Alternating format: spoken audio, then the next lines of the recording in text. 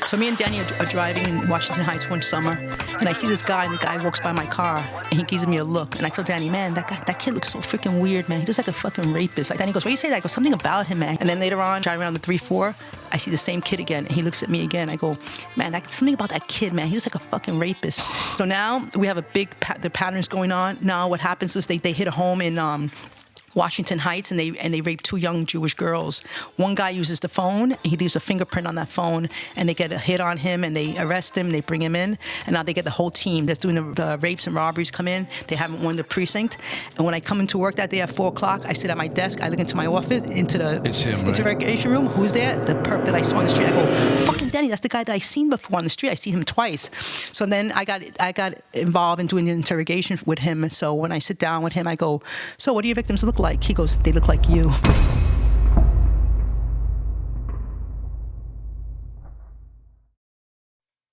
All right, we're back. We're back for part 2 with our amazing guest, Irma Rivera, Miss Homicide. I love saying it. It's so annoying. Huh? I like it, man. It's so cool. It is pretty How cool. often do you get Miss Homicide to get interview her? Let's start. Let's jump right in now because you have so many interesting cases. Bill has a few cases that he wanted to bring up that are really interesting. Bill. Irma, if you had to say what was your most spectacular case in Special Victims, what would you say? The Joe Steinberg case. Joel Steinberg. I'd like go into that because, I mean, obviously people our age, we know what that was. Joel Steinberg, Hedda Nussbaum. That invented the term battered woman syndrome, right? And also that opened up the doors for child abuse cases to be investigated, more. Joe Steinberg was, Lisa Steinberg was, I believe she was like 7 years old, or maybe 8 years old. I don't remember how old she was. And she was a young girl who went into St. Vincent's Hospital with a head trauma, and she wound up dying. And the person who killed her was her adopted father, that he adopted her illegally. He was a lawyer. Who brought her to the hospital? EMS brought her to the hospital. And this was in the confines of the 6th Precinct, 6th Precinct, 10th Street, very affluent block. The report came over, but who called it in? The hospital called it in as a girl who came into the hospital with a head trauma. But somebody must have brought her in, right? The mother called her? I think the father. I'm not sure who called 911. I believe it was the father who called 911. She passed out. She had a head trauma, but she had a hematoma in her head. And she came in to St. Vincent's Hospital. We got it as a child abuse case. But How old was she? I believe she was like 7 or 8. But she was severely underweight, too, as I recall, right? I don't remember that. I remember that. I don't remember her being underweight. I just remember that she was, she had trauma to her head. I remember going to the emergency room, seeing how dirty her feet were, going to the hospital and asking where the parents were, and the parents were nowhere to be found, which I found kind of unusual. That is unusual. So from there, I went to her house where she lived on 10th Street, and when I knocked on the door, the first person who opened the door was Joe Steinberg. Mm-hmm. Real creepy guy. He was an attorney also, He was an attorney. Right? Where did they live again, in the 60s? 10th Street, between 6th Avenue and 5th Avenue. Nice neighborhood. Very affluent block. That's an affluent block, Right, very much so. right. Yeah. So he's a lawyer. He's making money, right? Yeah, his apartment was a freaking disgusting disgrace. His apartment was so dirty. There was a little boy in the apartment. Later on, we found out that he was also illegally adopted, and he was like tied up to a crib, really filthy, dirty. And then when you say illegally adopted, it was a adoption that was done, like the girl gave birth at the hospital. It was arranged with another doctor, and the kid was handed off to his family. Okay. It was illegal. And they did that twice. The girl So they had 2 kids there. Yeah, the girl, the biological mother of the little boy has him now. He's an adult by now. He's like probably in his 30s. So when Joe Steinberg eventually let us into the apartment. How did he answer the door? Like, really snobby, like was he telling surprised that you were there? Or? I told him he had to come to the hospital with us. He says, I need to take a shower. I go, your daughter's in the hospital. She's likely she has bad injuries. We need you to come with us. I need to take a shower. I need to shave. I need to eat. He made all these different excuses. I didn't understand that. He had a big problem with me. He didn't like me from the beginning. Did he tell you? Did he threaten you that he was an attorney? Oh, of course. He told us he was an attorney. And I actually said to him, I don't care. Yeah, I'm an attorney. I don't care who you are. Your daughter's in the hospital. You need to come with us. So then eventually they let us into the apartment, and because we kind of were a little bit pushy, so we got into the apartment. We're sitting around. The sergeant comes. Everybody comes, We're all standing there. All of a sudden, Hedda Nussbaum comes out of the back room. I could not believe what she looked like. I mean, she looked like she had been beaten up for years. Her whole face was all cut up. Broken nose. And I always remember the picture of her face on the newspaper. Her nose was so the way she looked, broken up. I couldn't believe how she looked. And when she came out, I couldn't hide my facial expressions. I was making faces like I couldn't believe. And he's looking at me. He's looking at everybody. Did you lock him up right then? No. He's looking at me. You know.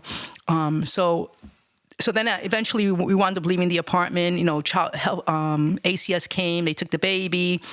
We all wound up. That's the Administration of Children's Services. Right. Civilians. It was CW. What was it before? Child Welfare Association. Yes, CW. Yeah. How old was the little boy again? He was like BCW. It was BCW. Right, BCW. He was the baby was maybe about 9 months old, 8 months old. The little boy. He was an infant. Yeah, he was in diapers still.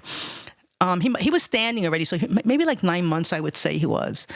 So we left the precinct and we left the house and we went to the precinct, and that's when everything just unfolded. First of all, before we left the apartment, when we were leaving the apartment, Joe Steinberg is standing behind Hedda, and she's locking the door.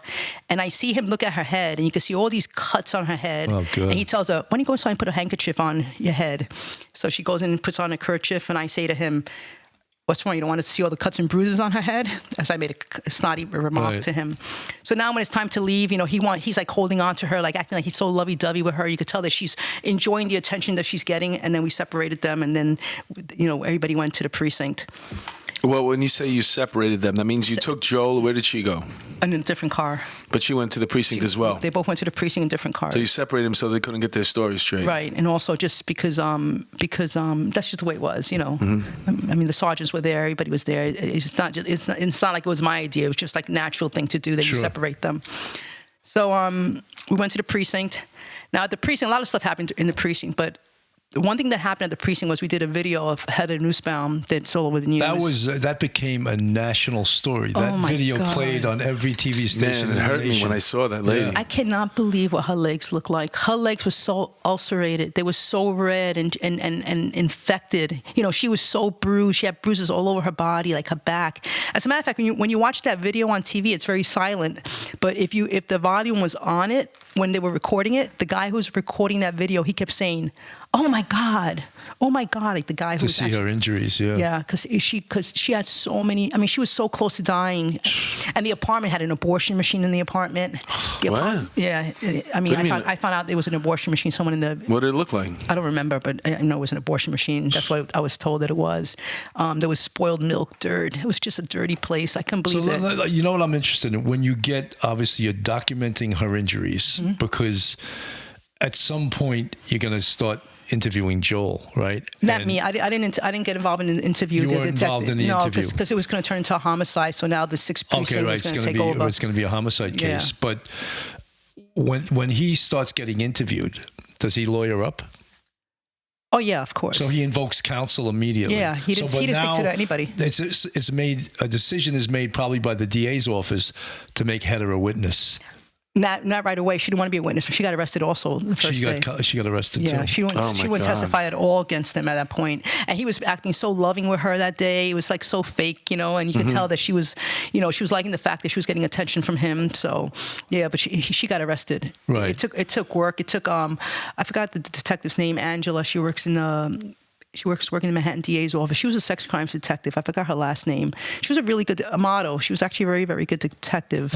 You know, and she was in sex crimes before I got there. No, I mean, basically, she was somewhat culpable. But when you saw how she was beaten, it made her. I felt that she was a victim. She was a victim because that was the first real battered women syndrome. Almost like, you know, they talk about Stockholm syndrome, where you identify with your captor. Right. She was being beaten into submission, and she couldn't even think clearly. Yeah. About what was going on with the kids, right? Right. I remember years ago, like, you know, there was no such thing really as domestic violence. I mean, the guy would be thrown out of the apartment and he'll go back. You know, I remember being on patrol one time. We had a guy who beat his wife, and one of the cops that I was with, I remember basically pushing the guy down the steps from the 12th floor all the way down. And he deserved it. Like, when I think about it now, he definitely deserved it, because back then there was really no punishment for that. Sure. You know, you beat up your wife and just get away with it. Was this a doorman building? No, it was a walk up. And the neighbors didn't suspect anything? The school did. I mean, she had chunks of hair missing out of her hair, Lisa Steinberg. I mean, she had a big chunk of her hair pulled out. Did the school report it? No, back then nothing was reported. There was no reporting. mandatory reporting. This case changed a lot of things. Yeah, it did change a lot. And it also changed a lot for me also, like, when I first had that case.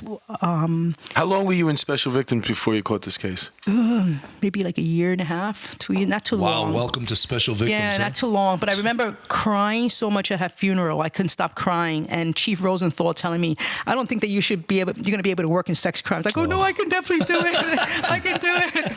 Because it was the first time I seen a kid die, you know? Yeah. Like, I've seen people die, but I never had seen a young child like that, especially at the hands of someone, And he was so cold, right? He didn't... he was so nasty. He was so, like, I mean, one of his quotes, I think, was, she'll never be a professional gymnast, right? He said something like that. To me, what he said to me was, at one point, he said to me, officer, he goes, I see you're not even a detective yet.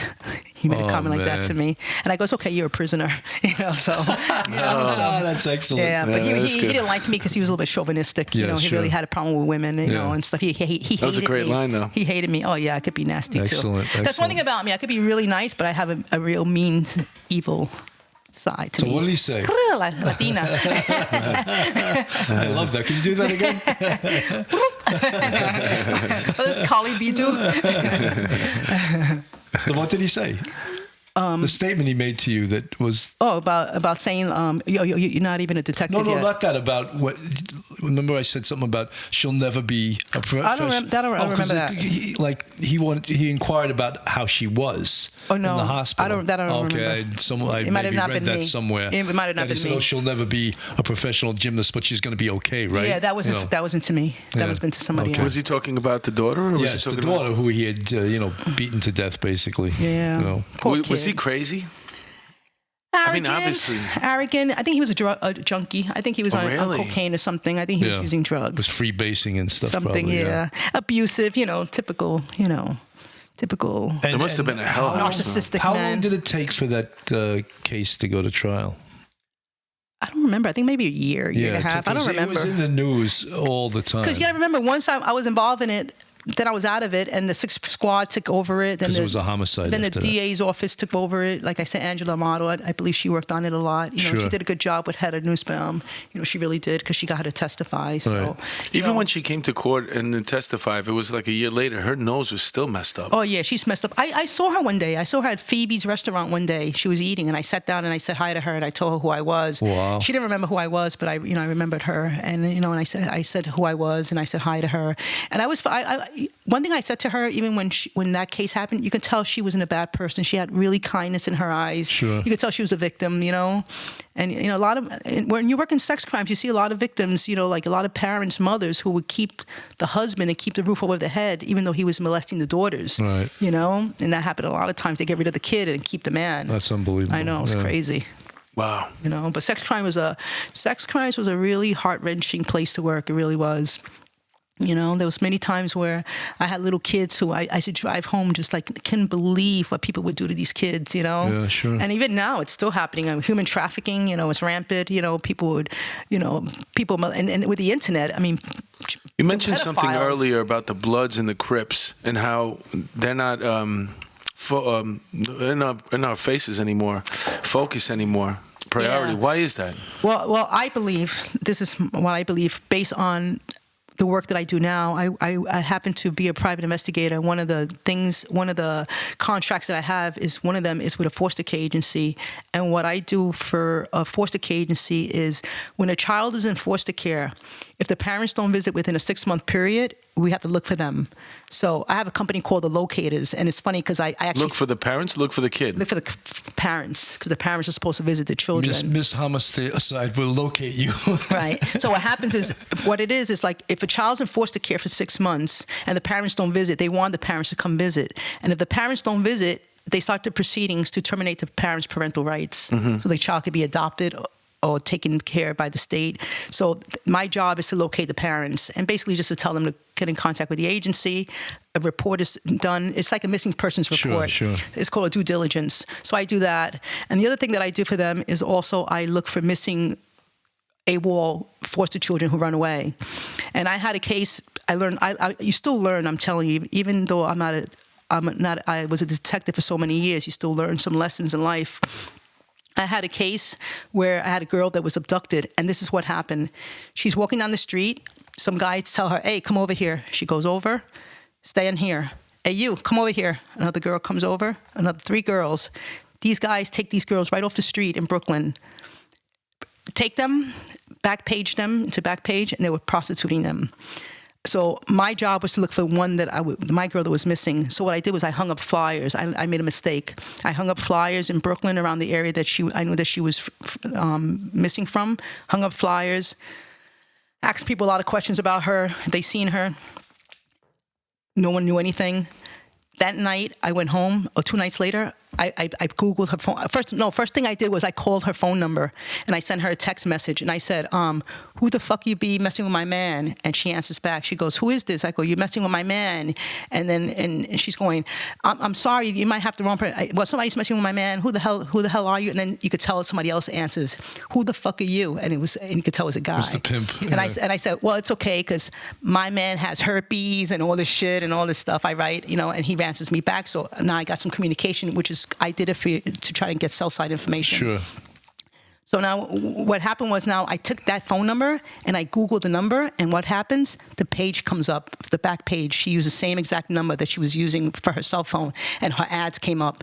And now she was in Pennsylvania. She was in East Stroudsburg. Okay. They had transported her out of state lines when I put the flyers up. Someone was after they were looking at her. So the woman at Grand Wyndham, she's great. I mean, they're really the greatest people I work with.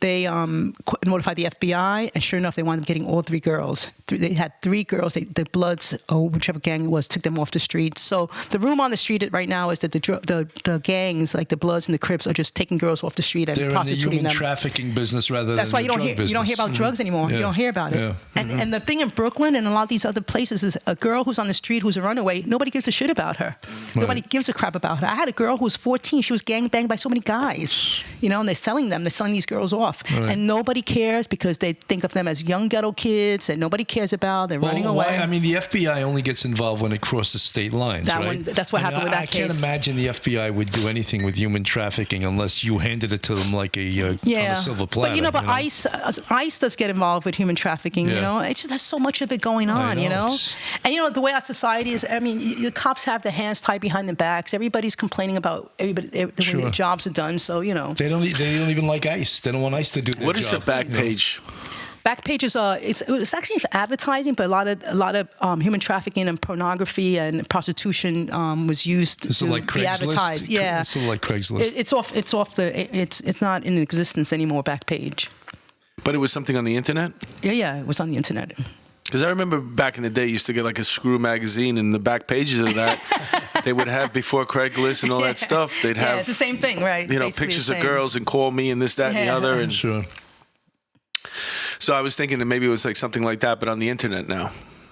And so you say it's not longer in existence. I'm sure something else took over. Yeah, you have Craigslist. You have all these things that you can pick up people. So as a private eye, how does your your sex crimes training come into play? Well, I've done a few cases for a few attorneys, and that's a problem. Like working for the defense attorneys, I don't like doing it at all, depending what kind of case it is. I had 2 cases already with 2 defense attorney with the same defense attorney. Oh, the guy's innocent. The guy's innocent. The guy's innocent. Child abuse case. I get the guys to confess to me in front of the lawyer. They're confessing to having sex with a kid, and now I'm working for the opposite. Sure. He didn't want to hear that probably, right? And the hardest part is, I signed a confidentiality agreement, and I'm really loyal. Like, I'm very loyal to, if I tell you I'm going to not do this, I won't do it. So you sit there and you're going, should I call the cop and tell the cop? But you can't. You just can't do it. Sure. The guy will get his eventually, but I had 2 cases, so I don't like doing defense work that much. You said you were in special victims for 10 years. 10 years. And there was a lot of crying going on, right? I cried a few times, yeah. But eventually, at some point, eventually you stop. Thicker skin, or actually, what happened with Lisa Steinberg was that's where my skin got thicker. What I had to do with Lisa Steinberg was I had to look at her autopsy pictures, and that's what I did. I went through her autopsy pictures, and once I went through that was it. I never cried for her again, unless when I talked about it. Sometimes I would cry, but But now I'm a little bit colder in my heart than I was, back then. You just that's not an easy thing for anyone to do. No, I mean, male, female, whatever. It's and then when I used to go to the morgue, when I was in homicide, I used to purposely watch a lot of autopsies because then it kind of made you insensitive a little bit. Let me ask you something. As a dad of my daughter's 19 now, but anybody who has a young girl that's walking through the streets of Brooklyn or the Bronx or Queens or whatever, knowing that these what used to be drug dealers now just calling girls over, how can you protect yourself as a parent, or what can a parent tell their child about being careful? What's the best thing we can say? This is what I used to do when I was younger, and I told my daughter, if someone talks to you, just keep walking, number one. And the one thing is, if you have your iPods in or your headsets in, keep them off. Make believe you have the music on. You just make believe. You know what's going on, but you can ignore people because they don't think that you hear them. Mm-hmm. So you can hear what they're saying, but at the same time, you can ignore them and act like you don't hear them. Mm-hmm. So that's the advice that I give my daughter.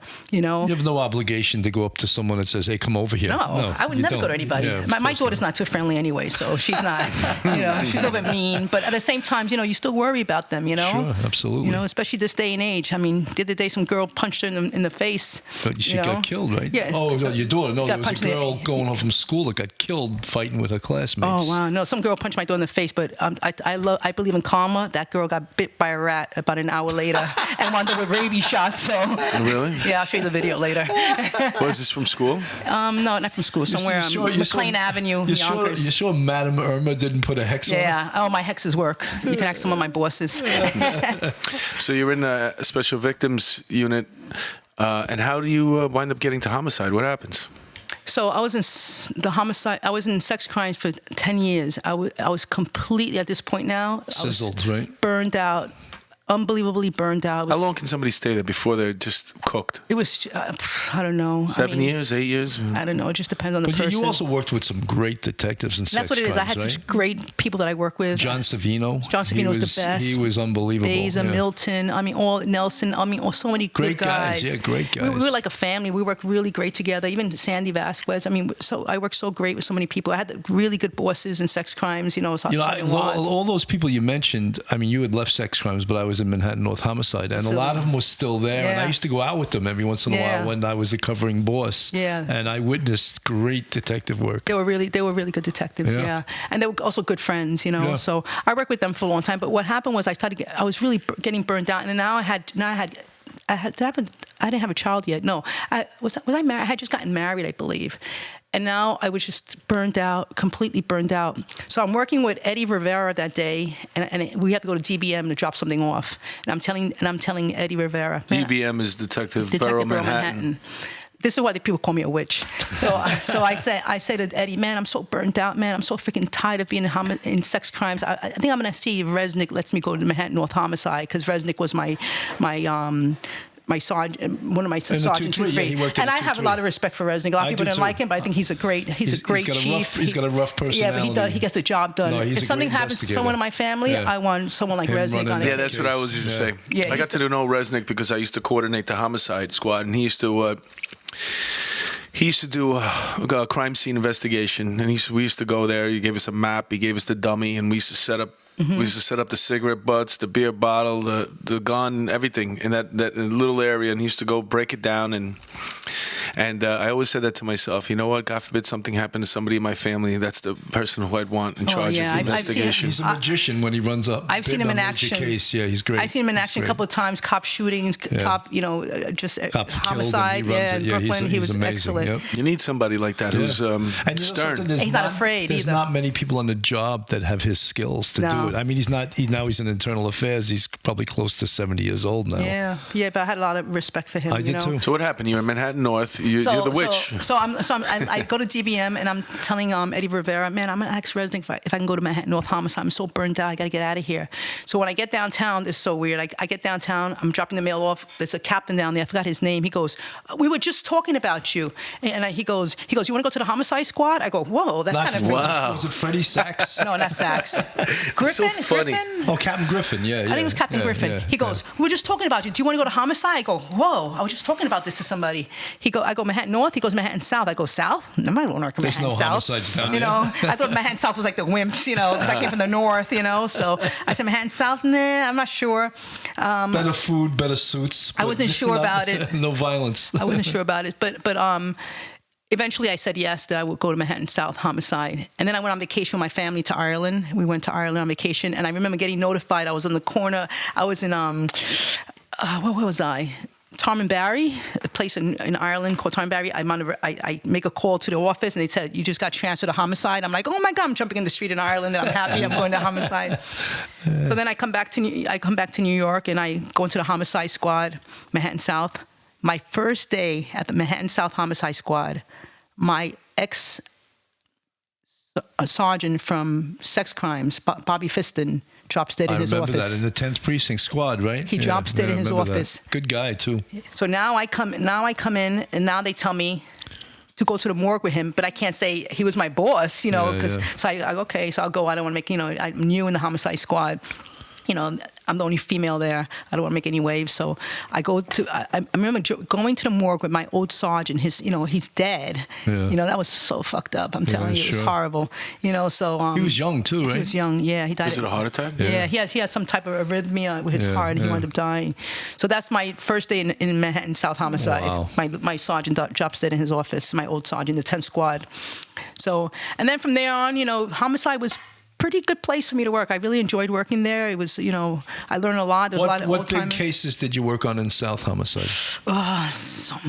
Adrian Shelley. There's so many. Well, tell us about your biggest case. Let me tell another case. The big cases. I can't think. You're getting senile. How old are you? No, because big cases could be a big media case. All right, so then back up to Matias Reyes. Okay. Tell us about Matias Reyes. Okay. All right, Matias Reyes was a sex crimes case. Sure. All right, so I'll go into the sex crimes. When I was in sex crimes, I had a rape in Central Park where we had a young woman who got raped, and the perp had fresh stitches under his chin. So me and my partner, John O'Sullivan, went to every hospital in Manhattan in the Bronx, and we got the names of everybody who got stitched under the chin that week. And we broke it down to 3 different names. That was the script that the victim gave you? Yeah. Yeah, one of the perps at Metropolitan Hospital was Matias Reyes. He had gotten stitches on his chin. So the first guy, there was a photo on file. This was pre-DNA too, right? Oh, yeah. Yeah. The first guy, there was a photo on file. He didn't match the script that I got. The second guy didn't, but Matias Reyes, I didn't have a photo on file for him. So I went to his grandmother's house in the housing projects on 102 Street, knocked on her door. She said that she hadn't seen him, but she didn't have a picture of him. Now, if she had a picture of him, I knew who he was because he worked in this bodega around the corner from my precinct as a little boy. So you knew him. I knew who he was. Yeah. And if I heard the description, I'd say, man, he matches him. Now, Matias, when he was a young boy, he was very friendly with the cops. As he started getting old, he started getting a little bit weird, you know? Started acting a little bit strange and a little bit different, you know? So if I had seen a picture of him, I would have said, he's a likely suspect. And that whole case would have changed in many different ways, because I had another case when I was around that same time. There was a case that I got involved in doing in interviews. We had a mother who got killed in front of her 2 kids, and Matias Reyes committed that homicide. Was it a homicide sex crime? Or? It was a rape homicide. Rape homicide. He raped the mother in front of her kids, and he stabbed her. That's a real savage, right? And I interviewed those 2 little boys. Now, what happened was after like a few weeks later, my sergeant calls me up on that case, and she says, Irma, Matias Reyes, does that ring a bell? It was Nancy McLaughlin. I go, yeah, that's the name of the guy that I had from that Central Park case, one of the names that broke down with the cut on the chin. She goes, he's the East Side rapist. He's the one that killed that mother in front of her kids.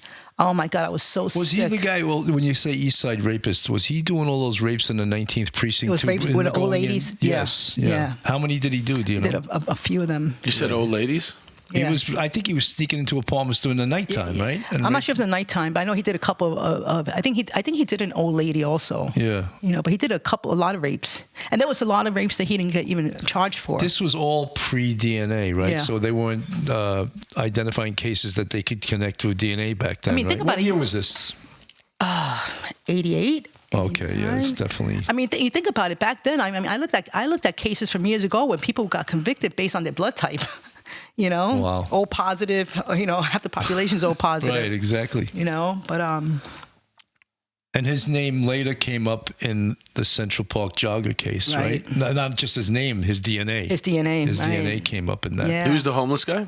He's not homeless. No, I mean, because as far as the Central Park 5, we had the 5, and then there was there the a homeless guy? That's the guy. He was a witness, I believe, wasn't he? Didn't he come across and have sex with her? And that's how his DNA came up? Yeah, What they think, well, the police department, what they think, even though the police department didn't fight, once the DA's office dropped the charges against the 5 kids from Central Park, they didn't fight it after that because I think de Blasio became mayor and he just wanted to settle. But the police department had intended on fighting that case before de Blasio became mayor. In fact, my office reinvestigated the Central Park rape case. Right. And Bobby Mooney worked on it too, Mooney right? and Roger Perino was the lieutenant, Billy Hicks. It was a whole task force. And they felt they were involved in it. You know, they were, and that Matias Reyes came up when they were attacking her, and he jumped on her, and he's the only one that maybe ejaculated and left his DNA. So this guy, Matias, Reyes, after you had him for all those rapes, how's he back out in the street? I didn't have him, though. That's the problem. The reason why was we never got an ID on him because we didn't have any photos of him. We didn't know where he was. The complainant went back to California. You know, that same week that I was working on that case, Bobby Fiston pulled me off that case and put me into the child abuse team. Wow. So I couldn't finish. So it fell through the cracks. It fell through the cracks. Yes. You know, when I hear about things like this, it really drives me crazy a little bit because it just shows how, they're talking about not letting the police collect the photographs of perps these days.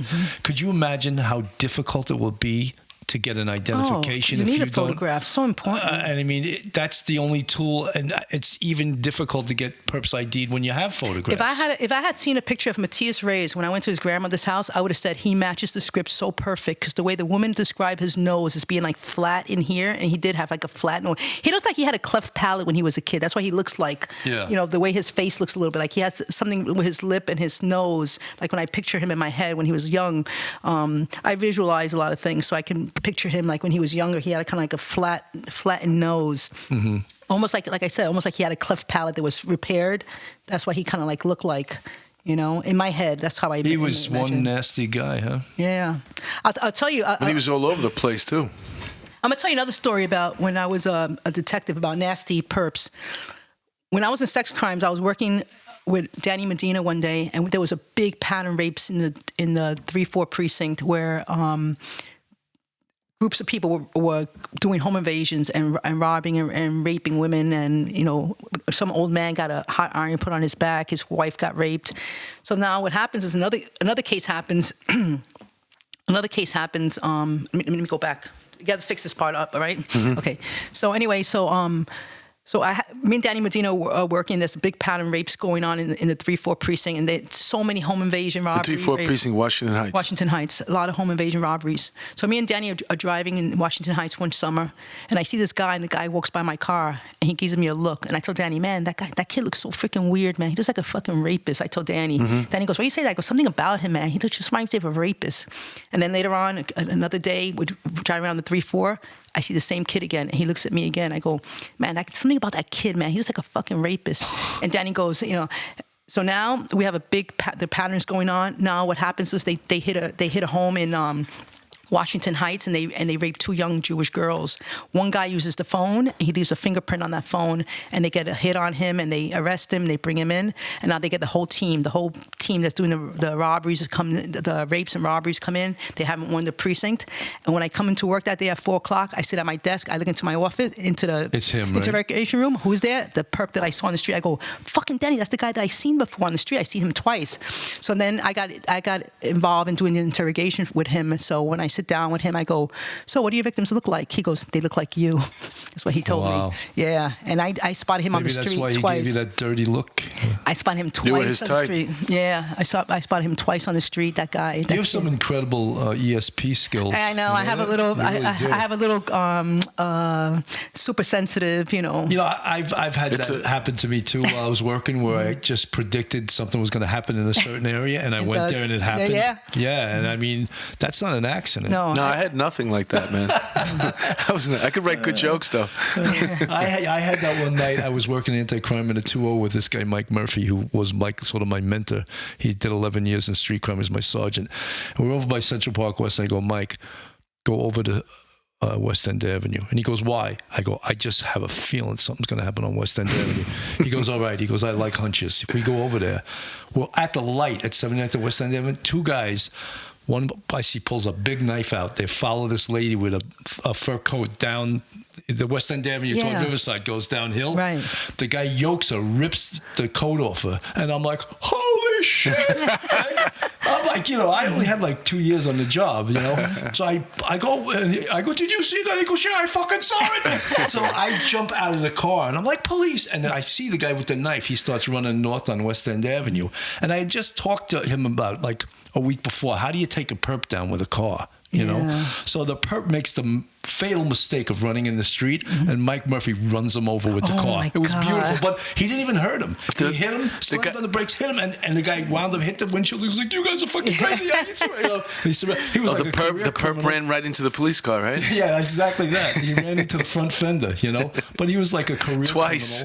Criminal. And he had the knife. We got the $5,000. And then he jumped behind the back wheels too. That's right. Fucking guy. The lady couldn't believe we got this guy. It was unbelievable. And she had a big bruise on a butt. And I told her I'm gonna have to photograph it. She looked at me like, and I was, of course I was kidding. It's funny. Irma Rivera will do that. She's from Sex Crimes. Yeah. All right. So I can tell you about my first homicide when I was in the homicide unit. I was living downtown. I had gone home and I got called back in because it was a homicide. And on 26th Street and 2nd Avenue there was a store. When you say you got called back in, let's clarify that for our audience. You went home. You were end the tour. And my sergeant called me back and said that there was a homicide. They needed people. So I lived far, so I came back. So drop what you're doing and go back to work. I went back to work, and I assisted on that homicide. And what happened that day was, it was actually a cop's father. There was a store on 26th Street and 2nd Avenue. It was a deli, and that guy was a Korean guy who was really good to the people in the community. He used to give him credit. Very, very good guy. Took care of everybody in the community. And what happened was he was going to his garage spot on 26th Street to get his car to go home, and he got shot and he got robbed and they killed him. So I get there. It's the first person I have, actually it's the second homicide. The first one was across the street from me, but this one, and I get there and he's laying on the ground, he's dead. I'm working with a lieutenant who's a little bit of a dick, he was. I couldn't stand him, but I'm working with this lieutenant. He was like a bit of an asshole, like a little bit of chauvinistic. He was an IAB guy who was working in the 13th precinct at the time. I won't say any names, but he knows who he is. He's a dick. So anyway, so he's kind of like a little bit cocky all night with me, telling me like making it seem like I don't know what I'm doing, right. One of those type of deals. What happened was... You want to start over? Yeah. Okay, so let me just take you back. Sorry. Do you own a house now? No. He's being funny. No. Okay. Do you have an apartment? Yes. How many bedrooms? Comedians coming out. I don't know how far back you wanted to go. Just tell the story. Don't worry about it. Okay, so what happened was the cop tells me, he comes into the precinct. The wife and the wife and the mother start driving around looking for the father because apparently the father didn't come home, and they were worried about that maybe he had a flat. So they start driving around the city, around the area that the route he would take to come home, looking for him. The son, who's a cop, finds out that something happened with his father, comes into the precinct, and what he tells me was that he was sleeping and he woke up having a dream that he was behind the police desk and his father passed him a death certificate. Wow. So he wakes up and he knows that something happened. Wow. So he comes into the precinct. We tell him that what happened with his father. Now the wife and the mother come in, and we tell them that that he died. And I remember like them grabbing at me, pulling at my clothes. Yeah. And that's like one thing that I have to say about like working in homicide. The hardest part for me was making notifications. Yeah, that's really hard. And it seemed like most of the time I got picked to make the notifications. They picked me many times to make the notifications. Because I'm a female, I'm pretty sure, go and notify this parent. Sensitive. But then what happened was, there were times though, like when I had a case one time on State Street where a mother got killed in front of her. A mother got killed and the kids were at the precinct, at the first precinct. And they were there all day. And now we had to notify them that the mother was dead. Wow. So I had to notify them. And then some freaking asshole inspector criticized the way that I notified the kids. You know, how do you notify somebody that the parent's dead? There's No, no way, it's not- no there's way no of easy doing way it. to do it. Or even put the kid on my lap and go, your mother's dead. You know, like you can't do it that way. You just got to just tell them. And when they did that to me, I mean, again, when things like that happen, you don't think it affects you, but it affects you in your sleep. Yeah. I couldn't sleep that night thinking, did I do it the wrong way? Like I started second guessing But which way myself. did you do it? You just told them. So I'm sorry, but your mother's dead. Your mother's, And what did this inspector want you to say? I don't know what the hell he wanted. He was a jerk. He got in trouble eventually. How many notifications did he ever make? Probably none. Yeah. You know, but people are always trying to tell you how to do your job. How do you do your job? Yeah. But other cases in homicide, there were so many cases in homicide. One of the good cases that we worked on, there was one case, the guy's name was Clinton. That was a really good case. This is a case where we had a 9-month-old woman show up in the Hudson River on a Sunday morning, early in the morning, and she was 9 months pregnant. When I went to the hospital, she was still warm. And I'm saying to myself, man, wait a minute, she was dead along the river. She was floating in the river. She was floating 9 months. Okay, pregnant. 9 months pregnant. Okay. So they said it was a homeless woman. They said she committed suicide. So I remember being at St. Vincent's Hospital saying, man, why would a 9-month pregnant woman commit suicide? Being a mother, like knowing what it's like to carry a baby, it's like, why would you commit suicide at 9 months? Like I couldn't understand that because I couldn't understand the concept of a 9-month pregnant woman killing herself, especially being a mother. So it turns out later on, we find out that she had a boyfriend, and her boyfriend was married, and that she was supposed to give birth that weekend. It turns out what happened was she met her boyfriend. The story later on turned out was that she met her boyfriend that weekend because she wanted to have sex, because the doctor said if she had sex, there was a chance that she'd have a baby. Induce the baby. Yeah. And what he did was he met her by the sanitation department. They had sex. He probably had sex with her by the water, but he shot her in the back of the head, and he pushed her into the water. Wow! And so she comes up in the water. You know, I went to the autopsy. The guy was a male black, but he was really, really white. He had really white skin, and the baby came out. Baby was very white like him. I went to the house. Now, how did you come up with his name? The family said that she had a boyfriend who was married. And they identified him for you. Okay. Right. So we went to the house. We went to see. When you say he was white, he was a light-skinned black, or he had vitiligo? It wasn't vitiligo, but he was really light skinned, almost just like he was white, but he was in white, and he like was an albino. He was an albino either. He just had really fair skin, and a lot of his kids had the same color skin as him. So anyway, I went to his house and I spoke to him and to his wife, and we explained to him what was going on. We brought him to the precinct with us, interviewed him. He was such a liar. Yeah. He says, "Oh my God, what happened to her?" He's crying. So we got a nice timeline with Tony Vega. We got a timeline of what he did that day, and the way we got him was. He never went out ever in his life, really ever went out, never really hung out. But that day, he apparently left his house saying he was going to a party. And his wife kept calling him, so the cell sites kept hitting. Yeah. It hit the woman's neighborhood, it hit back. He was so close to the water that it hit from New Jersey into What year was this? 2004, 5, not too long ago. For our listeners, cell phone technology, as long as your cell phone is on and you're moving around, it hits cell sites in your vicinity, which can give the police a timeline as to where you are and where you're moving and the geographic area where you are. We should not tell them that. Well, I think everyone knows it already since every homicide that's solved, the police commissioner lets everyone know how it was solved, Yeah, so that's one. I mean, and that guy actually we believe he killed his first wife. His first wife went missing, and she was found dead in the woods. So we believe that he killed his first wife. Did you guys reinvestigate that? No, we didn't do nothing on that. No, because it belongs to the case. Really belongs to the squad. We assist the squad. Sure. But that was a good case because that case we had it from the beginning to the end. I was actually able to put my handcuffs on him. He really deserved it. Yeah. He was a sanitation worker. And one thing I used to do every year when I was in in homicide squad, I would have a Christmas tree.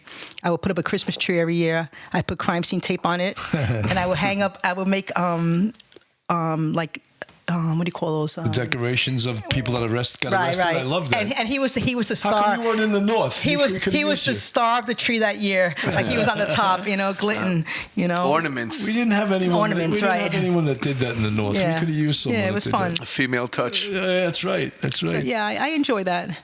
Other cases, there's so many cases. How many years did you work in homicide? 10 years. Did it affect you the same way it affected you, the special victims? You know what affected me a little bit? 9/11. Yeah. I had never seen so many dead bodies in my life, man. I never seen so much. Did you work at the morgue during I was at the 9/11? morgue. Yeah. That was, something. The bunker gear, when they opened up, all you see was firemen. ashes for the firemen. I know. I worked in the morgue that first night. We were taking the body bags off the meat wagon. Yeah. And bringing them in there when they got the number. Yeah. They got it. And then I was in the family center after that. I remember too, and I wasn't assigned to the morgue, but I worked numerous times in the morgue, and I was in homicide too, and I had never seen bodies before in that condition. Oh my God! I carried so many feet, like people's just feet. And then also like 9/11, I went down to the to Ground Zero, like seeing people smash on the ground. Yeah, I remember one shirt that the woman had an Annie Klein size 8 pink shirt. I remember her hair was red. She was smashed on the ground. I remember seeing torsos on the ground. I mean, it was really that really took a big effect on me. Absolutely. I almost retired around that point. That was in 2002 because I had 20 years, but then I wound up staying. I stayed another 6 years. I actually, when I had 20, which would have been 2005, I guess. No, not 2000. Yeah, and I was like, my wife was like, I thought we agreed that you would leave at 20. I go, we? Do you have a mouse in your pocket or something? I go, I never agreed to anything. I'm sure she's gonna appreciate the way you sound like just like her. She'll get pissed when she hears it. But I said, I'm in a good place. I'm not ready to leave, and I'll know when it's time to leave. And I did. You know what they say that you'll know, and I did in 2011. I was like, I'm done. I've had enough of this. You know? I left because my daughter, she was like maybe 4 years old, and she kept saying, "Mommy, we're gonna retire." She kept nagging you, right? Yeah, and then I was in an apartment in Brooklyn, like right before I retired, I was in Brooklyn. And I have a neck injury that I got. Yeah, how did that happen? Duty. When I was in the 2-3 precinct, I told my partner, let's go down Fifth Avenue. He goes, why? I go, there's been a lot of robberies there. He goes, how do you know? I go, I just read the 60 sheet. Yeah. So we drive down Fifth Avenue, robbery in progress, of course.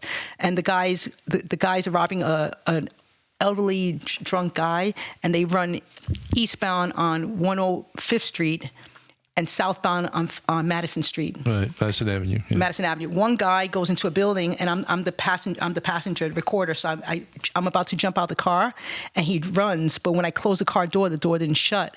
So when my partner turns the corner on the floor, I fly out the door, and I hear a loud thump on the ground, so loud. And I hear people on the street screaming, saying, "Holy shit, look at that cop!" And people yelling and screaming. It's Rivera! And you're embarrassed. So I got up and I ran. We caught him. It's Flashdance. Look, it's Flashdance. I was RoboCop then. So anyway, we get the guy. Oh, I got hurt so bad. I was hurt for many. Did you have to have surgery? Yeah, I was hurt for many years. Yeah. But then what happened was your partner was probably like, Irma, where the hell did she go? He said he saw my feet go out the door. So but I was hurt really bad then. And what happened was I started getting dizzy spells, and I went to the surgeon a couple of times, and they told me, listen, this keeps up, we're going to have to survey you off. I said, I feel better. So I started going to doctors on my own, didn't do it through the police department. Yeah, sure. Then I had a few other incidences, and I wound up with a cervical fusion like years later, But I feel great, man. You just got to take care of yourself, work out, and feel good, absolutely. But So you did 10 years in homicide? Yeah. And how many? So when did you get to the point where I think I had enough? Only when my daughter really was talking about that, and she was 4. Yeah, around 4. She just wanted mommy to stay home with her. Yeah, and what happened in Brooklyn that time when we went to Brooklyn. I was having a bad feeling that night. I kept telling my sergeant I was working with, I believe it was Sergeant McCormick. I was saying, I have this bad feeling tonight. I really have this bad feeling tonight. And when we get to this apartment in Brooklyn. No offense, but if I worked with you and getting to know you, and I know that your feelings are real, when you say that, I'd be so annoyed. I'm taking lost time. Me too. Let's get out of here. Irma's the only one in the squad. I kept saying, I got a really bad feeling tonight. I just feel like something's not right tonight, So we get to this apartment in Brooklyn. There's like a lot of guys in this apartment with one girl. They said that they were trafficking her. So I make a long story short, I'm in the back room with this girl. I'm interviewing her.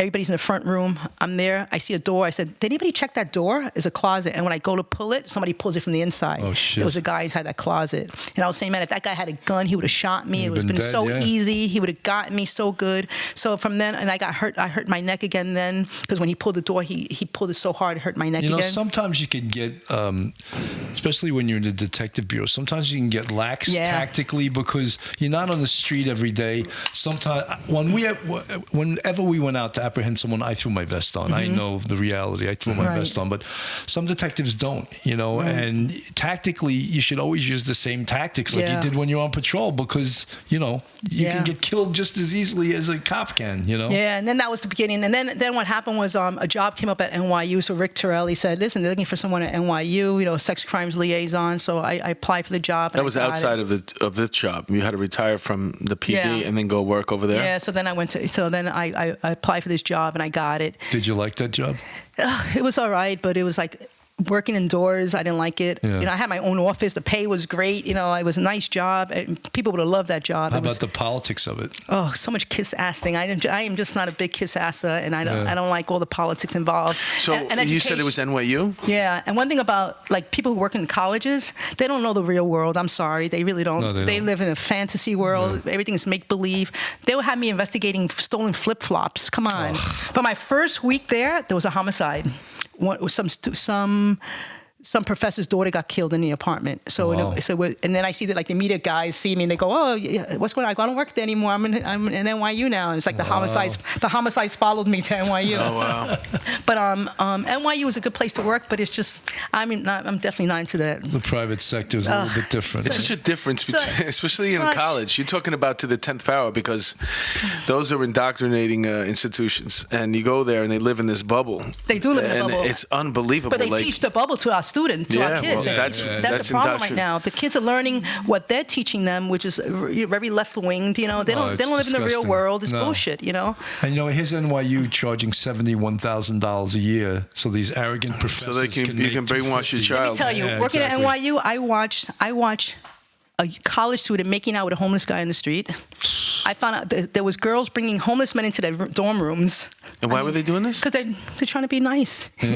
Oh, they're just gullible, and the homeless person need a place to stay. So many sex crimes, and I was a sex crimes liaison at NYU. I mean, just the kids are so naive. I'm telling you, this make-believe world is really affecting a lot of our young people because you really have to know what's really going on in this world. It's not everything is not like a bowl of cherries like the society wants you to think it is. It's not. There's a lot of bad people out here. You know what bothers me the most about this make-believe world is that the police have become the enemy. Of course, and we're not. A big time enemy. And every time the police take action, some idiot with a video, cell phone video is there. They're questioning the police's authority. And this is all coming from these left-wing professors at NYU. And they killed another cop last night. Mississippi? Was it Mississippi? Yeah, so sad. I mean, law enforcement is not respected the way it used to be. No. When do the parents find out, or when is these sex crimes cases called? When is the local precinct notified from the as special victims liaison from NYU or any college for that matter? First of all, colleges don't have to report them because the kids, when you're in college, your parents there's something called FERPA laws. The school's not allowed to tell the parents information. Once it becomes a felony, they have to report it. There's a time. They don't have to. So basically what you're saying is... Even any rape, any woman who gets raped, if you go into a hospital, you do not have to report it to the police. Wow. A sex crime does not have to be reported, even still. So your child could be raped at school. No, a child, depending on the age, if it's a minor, but a woman who's like a college student... 19, 20-year-old college girl. You don't have to report it. She gets raped. Your parents do not have the right to know that you got raped in college. It could be documented. The school could document it. They could send the special victims liaison over there, and the parents would never know if the child doesn't tell them. Even there are students in college who tell their parents that they're attending colleges and they're not. And the school has certain laws that they cannot disclose information to parents regarding the student. Right, even when my kids both my kids went to Elon University, I couldn't request to see their grades, even though I'm paying them. I was like, I'm paying for that. It doesn't matter. Nope, they're protected by so many laws. They had to sign off, agree that I could see their grades. They're protected. I said, well, what if I cut off their... They're protected. I mean, it's just like, even as a parent, even my son's medical records, I can't even get them. He's only 21. Yeah, those are the HIPAA laws. Yeah, it's crazy. It's crazy. Everything's so different now. Now, but the other thing is, colleges like to hide a lot of crimes because they don't want. Yeah. They do that all the time, right? Yeah. They don't want people to know that. We had 4 colleges at least in the 2-6, and I remember the Columbia. They used to give you a nice package with a bow on it, and here's the perp. Mm-hmm. You know, burglaries, home robberies. Right. Things like that happen in that area, the vicinity. They got so many cameras, and when you used to get it, you used to get the whole thing. This is your perp. This is the reports that we have. It was the easiest collars to make because they had retired members of the service working. They had really good detectives working there. Yeah. And but the funny thing is, a lot of times they're patterns, and a lot of times you don't hear nothing about it, and you're getting 6 cases in one shot. Columbia is no friend of the police either. No, but I'm just saying, the ones that we got. The detectives there with a bow on it. Well, you know what happens with public safety? Public safety might be a friend of the police, but the way the administration of the university is the problem. They tie their hands, yeah. That's what the What'd problem you tell the police that for? Yeah. You're fired. So I'm going to go back to a homicide case. I'm still, even though I'm retired, I'm working on a case still with the cold case squad with Joe Lombardi and with... now? Yeah, and with one of the FBI guys, John, I forgot what his last name is, but they're working on an old cold case that I've been working on since I came into the homicide squad. The girl's name is Deborah Stewartson. She was a 15-year-old girl who was found dead in a freezer, at a building that's in Midtown North, which is like part of the Archdiocese. And what year did this happen? I believe it was 1982 or 83, and it's an old homicide, and there's some DNA on it. So right now the FBI is still involved with it. Recently, Joe Lombardi and I met with the FBI guy, and they're going through the case and they're trying to solve it because it's such a great case, and it's a case involving a 15-year-old girl who was raped, strangled, burned, and that case has haunted me throughout the years. Like, for instance, when I went to NYU, when I was working at NYU, we had a pattern burglary, and I believe one of them turned into a homicide. And it turns out when the person gets arrested, he tells the detectives in the 6th precinct, well, my sister got killed when she was younger and my whole family fell apart. And I go, what's his name? They go, Stewartson. I go, oh my God, that might be Deborah Stewartson's brother. So I looked at the picture, and sure enough, he looks just like the father. Wow. So that's one. My son goes to school in Worcester, Massachusetts. And I'm going through my emails. I realized that her mother lived in Worcester, Massachusetts, because I had gotten in touch with her years before when I was still in homicide. So I said, let me go visit her when I go visit my son. So I went she was living at the Abbey House. So I went to the Abbey House and looked for the mother. She had just died. She died a month before. So Deborah Stewartson has haunted me throughout the years. And it's a case that I would love to see solved because she's so young and she's such a beautiful young girl, and she got killed, and we still don't know who did it. Right. And it destroyed the whole family. That's another thing with, from 9/11, the DNA technology has made gigantic leaps. That I think it's called familial polymerase chain reaction, where they can take a little sample of a DNA and make it bigger. They can actually make an image now with the DNA. That's unbelievable. Yeah, they can make an image. That's incredible. Yeah, I tell you, I wish that I can just go back and be like 25 years old again and just learn all this stuff, because I find it so fascinating, and I love technology. There's probably lots of cases sitting on shelves in warehouses that could be solved that we're not working on for whatever the politics. Well, there will be. I mean, at some point, you would hope that they'll get to them.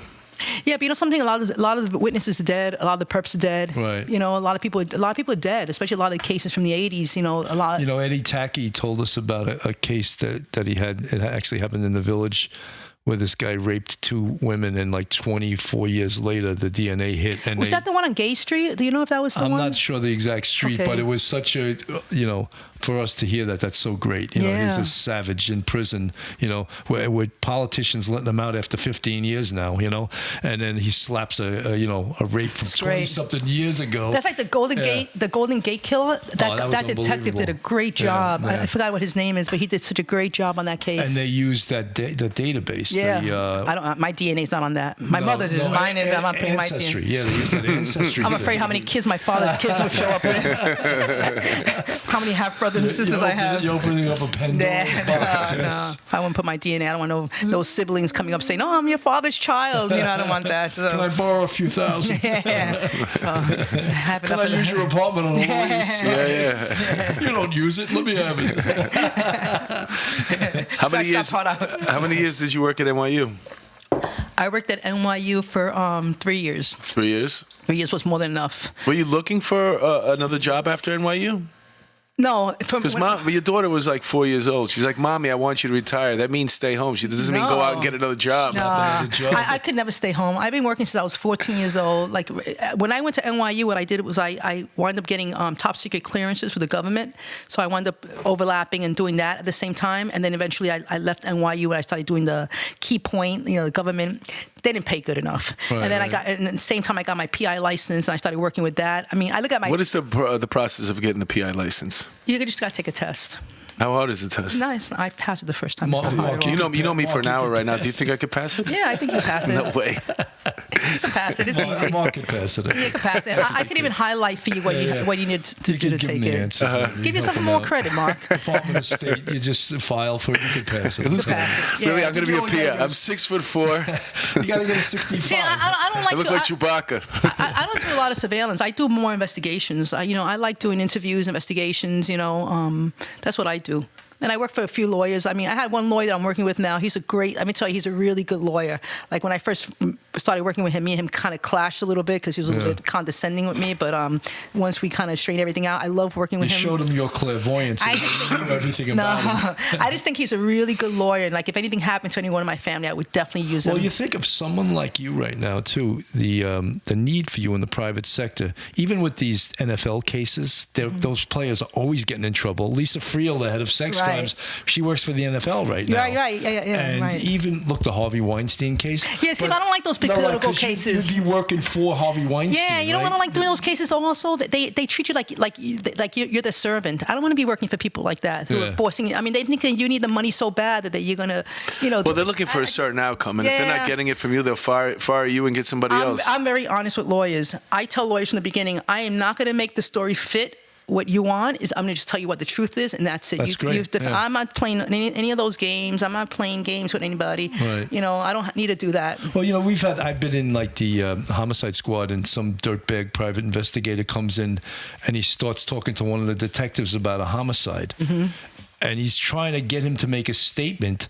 He's obviously trying to make this guy look like he was innocent. Mm-hmm. And the guy he was talking to was Joe LaTrenta. If you know Joe LaTrenta has a fuse about that long. And once he saw where the guy was going, he goes, get the fuck out of this office, He was trying to get him to say something that would incriminate himself, like he framed this guy. He goes, your client is guilty. He'll always be guilty, and let him enjoy his 25 to life. Now I have gone to do interviews with the victim of the crime, and I'll go there. I say I'm representing the lawyer, the client, or I'm an investigator. Sometimes they don't ask. I just do the interview anyway. But most of the time, I'm very honest. I let them who I'm representing. Do you ever have to talk to cops?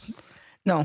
They don't want to talk to you anyway, I've never. I just don't do that. Yeah. There's no reason to. Yeah. But a lot of PIs do. Yeah, I don't. I remember a guy came into the 2-3 Rip one time. Was like, "Hey, you guys looking to get some off-duty employment, 75?" And then he broke it to us what he was looking for. Like, take a walk. What was he looking for? He was looking for some information on a robbery case that was against us. No, we're not looking to talk to you, Jack. Take your $75 security job and take a walk. Yeah. Who is this guy?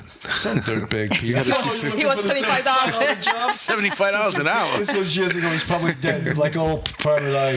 So your PI, is this a company you started, or do you work for somebody else? No, I started my own company. It's called the Locators, and it's funny because I picked the name, but I was in locating people then. I kind of like fell into my name. Yeah. So it's called the Locators. It's a PI company. I do work with Sage Intelligence. I work with them. I work with Black Tie. I work with different people and different lawyers. And Let me ask you, if you wanted to, and I know you don't really need to work crazy hours or anything. You could probably have a booming business if you wanted to, right? I don't know. I mean, I don't want to work. I know you don't want to, but if you did want to, there's a lot of work. There's a lot of work out here for investigators. There's some comics that looking for some. Let me tell you something. But there's a lot of work out here. There is a lot of work out here. If you want to work, there's work out here. Yeah. The best private eye that I ever... Well, I can't say I've seen him, but the best private eye that I know of is the guy that was following me around for a year. That fucking guy. He must have called me 100 times and never saw him. Is he from Sick Desk? Fucking guy. Sick Desk. Anybody? Somebody asked me the other day, can you recommend the Private Eye? I was like, yeah, this is the guy's name. This is Card. That's the guy. Me out of residence while sick. That's the guy who followed me for a year and saw me with my slew of my stable of women that I had on the side. Oh, that was hired by your wife. Yeah. Oh, okay. I didn't get it. Boy, you ever never look in your mirror? I was slow to get that crazy. one. You know? Yeah, that guy fucked me good. He's really good at his job. So, Irma, where do you go from here now? I just want to keep working. I just want to keep working, and maybe my daughter's going to college next year. My son's going to be finishing college, so I'm going to probably take off and travel around a little bit. How about a book? No. Everyone that comes on this show, for some reason, has written or wants to write a book. Nah, I have no interest. I'm not. Miss Homicide, Miss Sex Crimes, Miss... How about a police consultant on TV shows? No, I mean, I did one time once, NYC 22. I assisted on that. Those shows seem so glamorous, but they take for so many hours to film one thing. I just don't. But even it's when not I my watch thing. SVU, It's not it my seems too antiseptic. It doesn't seem the grit. I'm going to tell you. I'm surprised I'm even doing this because I was I was a police consultant but on the writing end. I used to sit in on the writing meetings for the guy who wrote the show Monk, Andy Breckman, and he was coming out with a new show, and it was a crazy show. It was based off a book about this lady who solves crimes by was it fingerprint? No, fuck. Oh, handwriting, a handwriting expert. She wrote a book how she was solving crimes based on people's handwriting. So we wrote a whole series on it. And when I used to go, I was smart enough to know no matter what idea they came up with, could this actually work?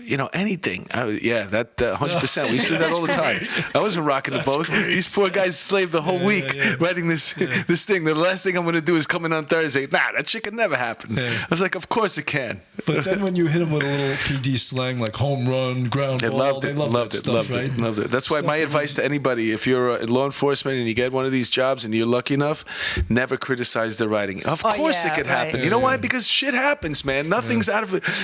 You got to play their game, See, well, my problem is I don't like being fake. I can't be fake. That's my problem. Right. I don't want to be fake. fake. If you pay me enough, I could be the fakest fucking dude you ever met in your life. Can, trust me. It's all about money, man. There's an OEO slur. Yeah, men are fake. Yeah, we She said that when we were on the job, we'd be filing a federal lawsuit right now. So crazy. I mean, people are so sensitive these days. It's unbelievable, man. The best behaved. I could tell you. You know what? I could tell you who the best behaved husband in the world is. Who? Yours. No, he's not.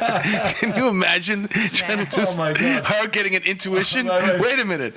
Trust me, my intuition has gotten me in enough trouble I already. had a dream last night. Let's talk about the intuitions, okay? Because this is a real thing. You mentioned it a couple of times during our time together here.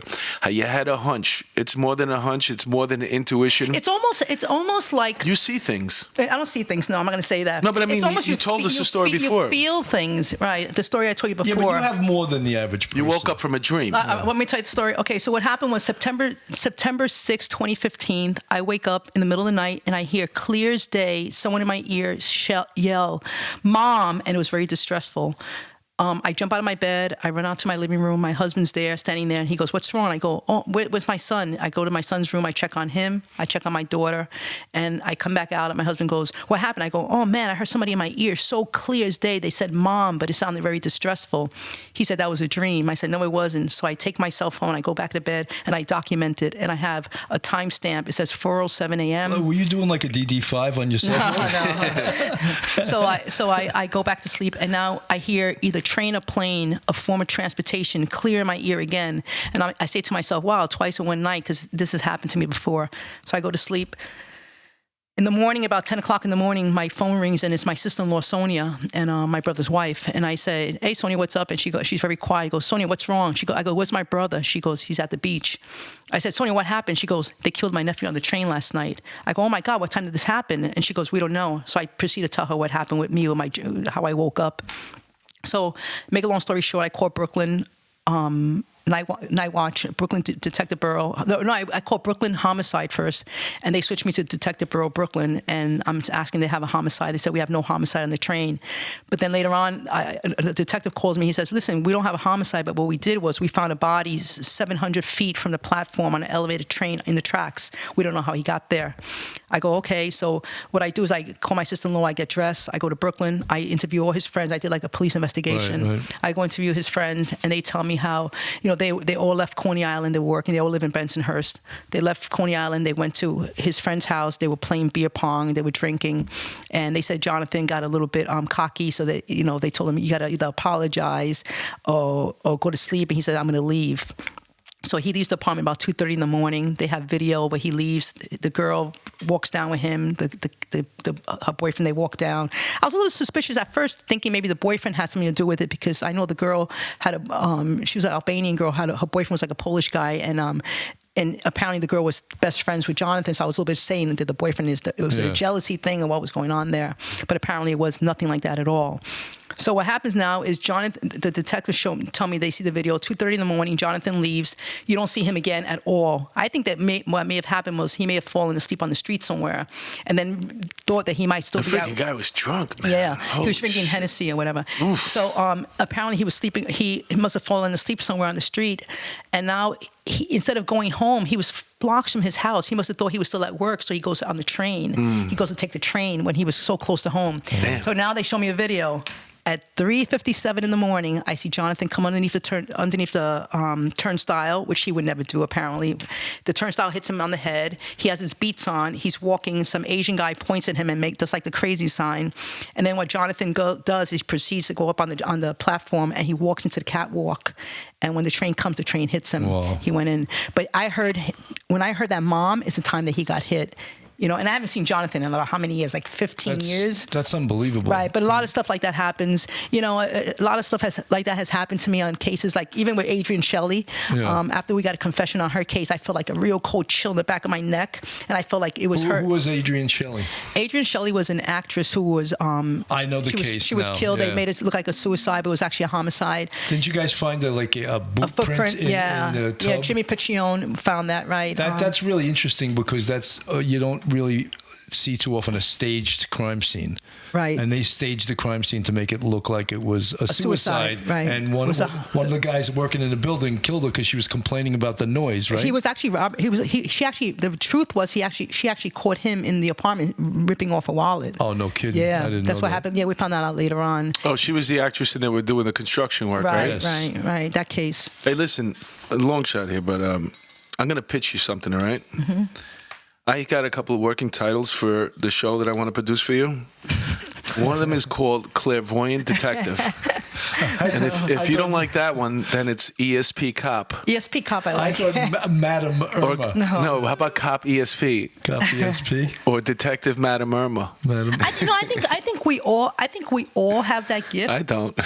No, everyone has it to a certain level. I think everybody has it. But I think working around so many dead people just made it different. Yeah. It really did. And I think my mother always had that kind of since we were little. And sometimes that's a Spanish thing too. No, right? it's not a Spanish thing. White people get that shit too. Come on. Don't you dance around with candles and stuff? Stereotypical. Come on. No, my mother. My family did not believe in Santeria. There was a guy in the 2-3. He was a short guy, 5'2", and they used to call him Pistol Pete. And he used to shoot everybody. Really? And everyone was terrified of this guy. His name was McManus was his last name. Anyway. What do you mean he used to shoot everybody? He was a drug dealer. People that worked his spot, he would just shoot them. But he would shoot them in the legs so he couldn't get charged with attempted murder. One guy he shot 9 times in the legs. Oh my on different days or on one day? Yeah, all different days. The guy was fucked up though. Yeah, he didn't know how to do his deal. But we let it be known out on the street. I handed out my card that we were looking for him. Mm-hmm. So he's in the housing project on East 102nd Street between Madison and I forget the name of it. Carver Houses. Carver, yeah. Mm-hmm. So we're here. He's in that apartment, right? So the door's open. We could smell weed. So boom, we go through the door. There he is smoking weed, but he doesn't have the gat or anything. But I go into a statue. And it was a Santeria statue, and he has my name in it. Oh shit! But like all the detectives in the 2-3. But this was years ago. So he's putting a curse on you. There was a movie like that with Jimmy Smits in it. It was filmed in the 2-3. What was it called? called again? The Believers. The Believers? The Believers, yeah. They I remember that. My friend was in that movie. Good luck though since They filmed that in Central Park. Yeah, I don't think the San You know Elias, something? it didn't work, man. This is how I feel. If you're gonna do bad on me, it's gonna go right back on you. Really, Yeah. I don't He's care. probably in prison, you know. Everybody- And I'm doing police off the cuff with Irma Rivera. Right. I know. I always say everybody who's ever done anything bad to me, something has always happened to them. Well, of course, you know how to do that stuff. You stick your name in your shoe. That's You got that. No, you got that Spanish hex that you can do that. You know. You know what? It's not. You know what it is. No, I think it's not about. I think what it is. If you're a good person and people try to do evil on you, it just goes right back on you. That's how I feel. I think you're about right. I think that's called karma. It's called karma. Karma's a bitch. Yeah, it is. It is. No, payback is a no. My thing is payback is a bitch, but revenge is a motherfucker. In Greek, they do like this. They spit twice. What's it called? Souvlaki. No, it's when somebody's looking at you, even if it's with smile in their face. Oh, you look so beautiful. And then they go spit like Really? this. Well, Italians. What do you do? What do you Czech and Dominican? yeah. That's a mixture. Yeah. No, Italians say revenge is a dish that is best served cold. Oh, I thought you were going to say Yeah, with I've heard sauce on that. it. No. My father was very revengeful. My father. Was he? He taught us how to be revengeful. But you're not revengeful. I could be. You can be. Yeah. Uh-oh. Yeah, I could be. I'm not. I like to forgive and forget. I'm a big pussy. I don't want to keep revisiting stuff. I don't want to fight. I hate confrontation. I did one thing once to a female cop that did something to me. Can I tell you the story? Sure. Yeah. Tell us. We love it. All right. I was in the 2-3. We'll close out on this. This is going to be good. I was in the 2-3, and we were in NSU, and this girl was a little bit of she was a wimp, but she was like real fucking ratty type, you know. So she did something to me in the locker room. So what I did was I sat in my car and I was with Carol O'Malley, and I called Carol, watch this, and there was a big empty parking lot next to the precinct where the gas station is on 102 in Lexington. Yeah. It was an abandoned lot. There was shit all over the place. I fucking took a stick. I dipped it in shit. I put it on her fucking door handle, and I sat in my car, and I watched her walk to her car, and she puts her hand on the car to open the door, and I see her smell her. Fuck you. Wow. Yeah. I'm evil. We just figured this whole thing out. Now it all makes sense. Yeah. I have a little evil streak to me. That was a little bit evil. So I'm not real. I'm not horrible. I'm not so evil, innocent. That was a little evil, but Lower East Side evil. Lower East Side evil. Yeah, that's piggyback evil. LES. Yes. Well, she said East Village. East Village. East Alphabet City. But that back in the day was Alphabet City. Alphabet right? City. You've come a long way. I mean, think about all the things that we talked about today. We talked about growing up down there.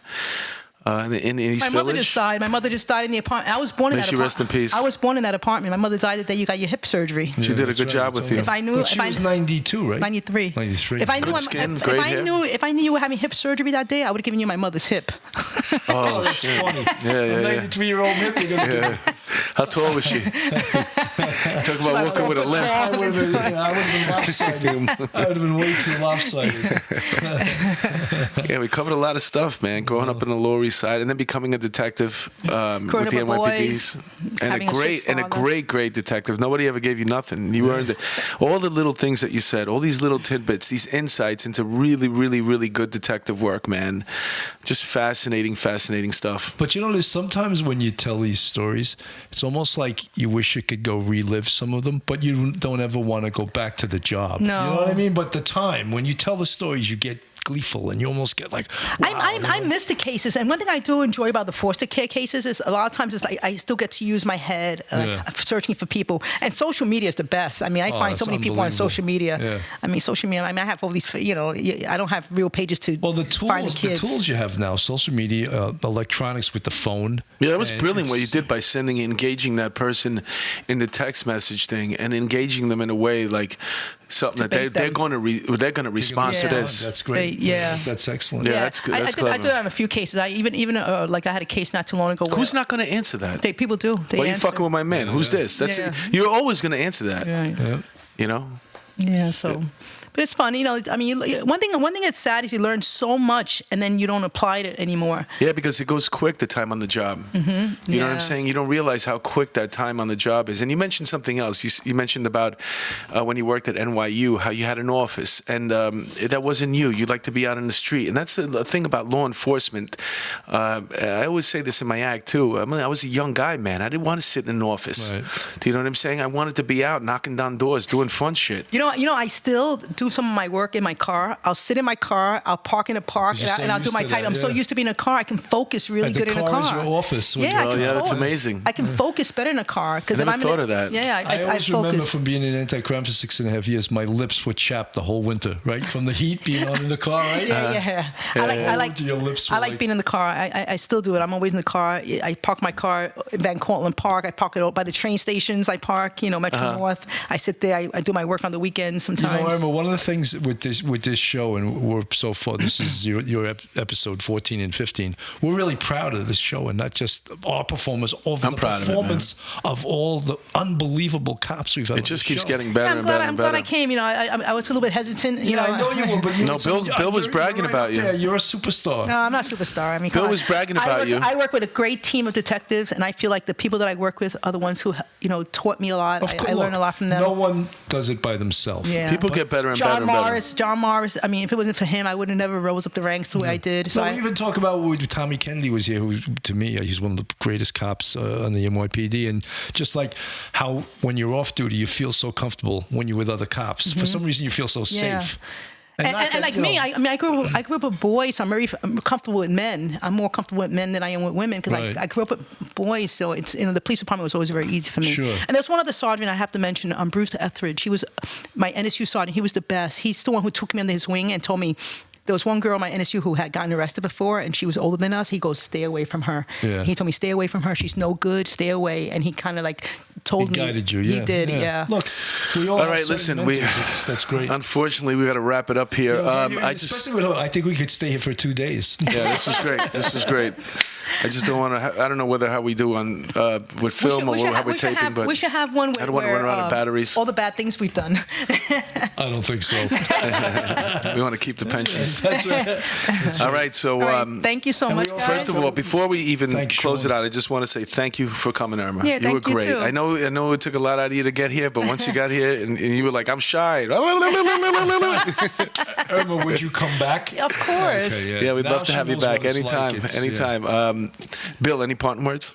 I want to thank Sean, who was Sean stepped in. Man. Thank you, Sean. Great job, Sean. Did a great job, and I took me like 5 or 6 calls to Irma to get her to feel relaxed. Worth it, though. I said, watch our previous episodes. And I think that put her at ease. It made me laugh. I actually listen to them and laugh in my car when I'm driving. So there's a lot of funny stuff. And look, we're preserving the history of the NYPD through great cops. Mm-hmm. When you can't tell your war stories, who are you going to tell them to? Yeah, we originally sat here and it was just me and Bill, and we tried doing it a couple of times. Then we had Detective Pat come in. He's really funny. Porteous. And then I started noticing, wait a minute, if we really do this right, we can memorialize great cops, and then eventually first responders' careers. People who have done heroic deeds. These stories, sometimes the family gets tired of hearing them. Your friends heard them 1,000 times, but they should go somewhere. They should have a life somewhere on their own. And now forever, we're going to learn. We're going to be able to find out whenever we want. Maybe my grandkids will hear this one day. Exactly. They could hear your voice, they could see your face, and they can hear what a great detective you were, man. Absolutely, an asset to the NYPD. Thank you. The NYPD was also an asset to my life. Yeah, to all of us. That's why we're here, painted homage. That's why when my kids say something about cops, I go, freaking the cops pay for everything. They pay for college, they pay for everything. They pay for your room. That's right. Everything.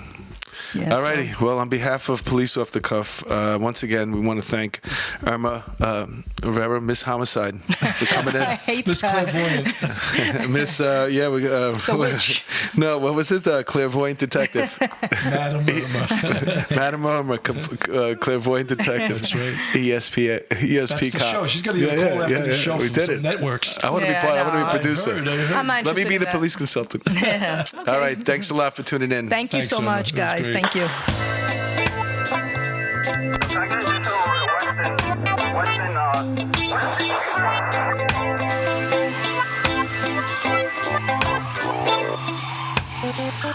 What's